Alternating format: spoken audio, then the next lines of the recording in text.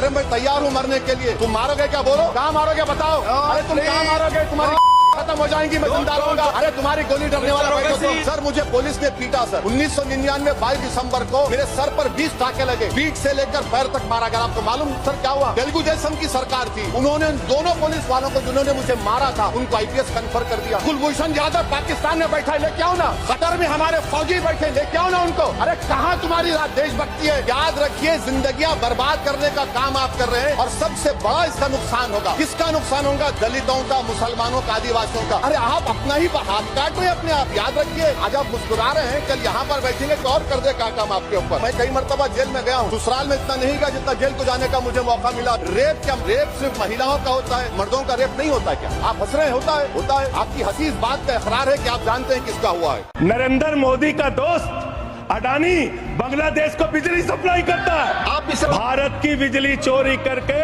अडानी बांग्लादेश को पहुंचाता है। अगर जेल वेल की बात करोगे ना, जिस दिन सत्ता परिवर्तन होगा एक भी आदमी बाहर नहीं दिखेगा। ऐसी बातें मत करो। आपस में बात नहीं। गाय काटने वाली कंपनी से चंदा लेने वाले लोग मेरे ऊपर सवाल उठा रहे हैं, सोच रहे हैं इनसे डर के चुपचाप बैठ जाएंगे।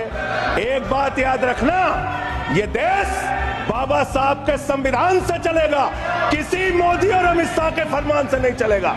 याद रखना इसको। आप नाम से, किसी के नाम से पता करना चाहते हो तो इस देश में वो रहेगा या नहीं रहेगा। आपका लक्ष्य हमें मालूम है, आपका लक्ष्य मालूम है, आपका नजरिया भी मालूम है। आपके प्रधानमंत्री जी सबका साथ और सबका विकास में विश्वास करते हैं। सबका विकास, सबका विश्वास तो उन्होंने खो दिया, क्योंकि 2014 से लेकर अब तक सबका साथ उन्होंने कभी भी नहीं दिया। हिंदुस्तान का कोई मुसलमान आपसे डरता नहीं है, ना मैं डरता हूँ, ना इस देश के नागरिक डरते हैं, ना कोई मुसलमान डरता है। डरते हैं तो हम संविधान से डरते हैं, जिसकी आप धज्जियां उड़ा रहे। आप क्या कर रहे हो संविधान के साथ? आप धज्जियां उड़ा रहे हो संविधान से। आपका मकसद तो हमें मालूम है, 2014 से हमें मालूम है आपका मकसद क्या रहा है। कभी घर वापसी, कभी लव जिहाद, कभी ट्रिपल तलाक, कभी CAB, कभी NRC, फिर दोबारा NRC, फिर 370। हमसे हमारी इबादत गाहें तो मत छीनिए ना, हमारे घरों पे बुलडोजर तो मत चलाइए ना, हमारी कब्रों में तो हमें सुकून से सोने दीजिए ना। जिस बिल को मुसलमानों के हुकूक की हिफाजत करने वाला बिल बताया जा रहा है, उसी को पेश करने के लिए और उस पर बात करने के लिए लोकसभा में भाजपा सरकार के पास एक भी मुस्लिम सांसद नहीं है। तो हम भी तो इसी देश के नागरिक हैं, हम भी तो इसी देश के बेटे हैं, तो वक्फ की जमीनें भी तो इसी देश की जमीनें हैं, उनको पराया क्यों बोलते हैं आप? मैं इस सदन में अलल ऐलान ये कहता हूं कि जब भी इस देश की जमीन को लहू की जरूरत होगी, आपसे 2 कदम आगे इमरान खड़ा मिलेगा। ये मैं आपसे यकीन दिलाते हुए कह रहा हूं। देश की एक बहुत बड़ी आबादी